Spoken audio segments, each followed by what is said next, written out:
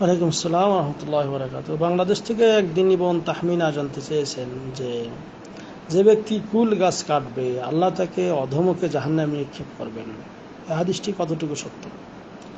আলহামদুলিল্লাহ ওয়াসসালাতু ওয়াসসালামু আলা রাসূলিল্লাহ। জি সম্মানিত বোন, এই হাদিসটি সম্পর্কে বলা হয়েছে যে এটা আবু দাউদে হাদিসে বর্ণিত রয়েছে যে মান কাতা সিদরাতান সাওয়াবাল্লাহু রাসাহু ফিন্নার, যে ব্যক্তি বড়ই গাছ কাটবে আল্লাহ তাকে অধমকে জাহান্নামে নিক্ষেপ করবেন। এই হাদিসটি সংক্রান্ত বলা হয় যে কেউ কেউ এই হাদিসটিকে হাসান বলেছেন, আবার কেউ কেউ জয়ীব বলেছেন।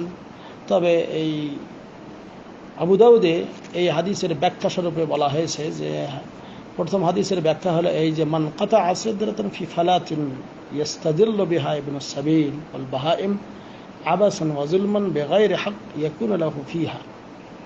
যে এই হাদিসের ব্যাখ্যায় যেটা বলা হয়েছে যে অর্থাৎ যে ব্যক্তি মনে করেন সেই মানে ধুধু ময়দানে বা ধুধু প্রান্তে একই ফাঁকা জায়গায় একটা গাছ আছে, বড়ই গাছ, যেই গাছের নিকটে অনেক মানুষ পথচারী অথবা কোনো পশু পাখি যে আশ্রয়স্থল নেয় সেখানকার সেই গাছের ছায়া নেয়, হ্যাঁ, তাহলে সেটা যদি হয় এমনিতেই কোনো প্রয়োজন ছাড়াই এমনিতে আপনি কেটে ফেলেন অন্যায়ভাবে, এমনিতেই কোনো হক ছাড়াই, তাহলে আপনার এ শাস্তি হতে পারে।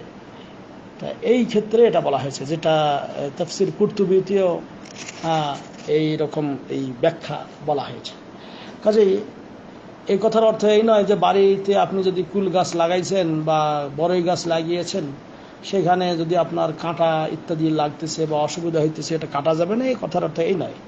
বরং এখানে আরও একটি মত গ্রহণ করেছেন ওলামা ইকরাম, সেটা হলো যে হারাম শরীফের এরিয়ার ভেতরে, অর্থাৎ হদুদুল হারাম, যেটা মক্কার যে এরিয়ার ভেতরে কেউ যদি এই বড়াই গাছ এরকম হয় সেটা এরকম করে কাটা এটা ঠিক না। আর যদি মনে করেন আপনি ক্ষেত খামারে গাছ লাগিয়েছেন, কোনো বাগান করেছেন, তাতে এই গাছ লাগা থাকে, আর যদি প্রয়োজন হয় কাটার তাহলে কাটা যাবে, কোনো সমস্যা নেই। অথবা এটা রাস্তায় মানুষের অসুবিধা করতেছে তাহলে কাটা যাবে।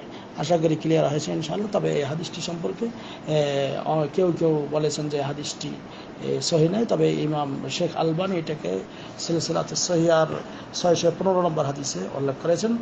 আর আবু দাউদে হাদিস বর্ণিত রয়েছে। তবে বিশেষ করে দুটি অর্থই প্রাণিধানযোগ্য। সেটা হলো যদি এক নম্বর কথা হলো যে এ সংক্রান্ত আরও কিছু হাদিস রয়েছে যে এইগুলিকে জয়ীব বলা হয় এবং সেটা সহি নয়। তবে এই সংক্রান্ত আর অন্য হাদিসগুলি যদি সেটা হাসানও হয় তাহলে তার অর্থটা হবে এই যে হারাম শরীফের সীমানার ভেতরে যেই বড়ই গাছ এগুলো কাটা থেকে দূরে থাকবেন। আর যদি এরকম ছায়াদার কোনো বৃক্ষ হয় যেখানে মানুষ এবং পশু পাখি ছায়া নেয় বা তার নিচে বসে তারা এরকম উপকার গ্রহণ করে, তাহলে সেই গাছ এমন করে কাটা ঠিক হবে না। আশা করি ক্লিয়ার হয়েছে। হ্যাঁ, আল্লাহ আলম সাল্লাল্লাহু আলা নবিয়িনা মুহাম্মদ। আসসালামু আলাইকুম ওয়া রাহমাতুল্লাহ।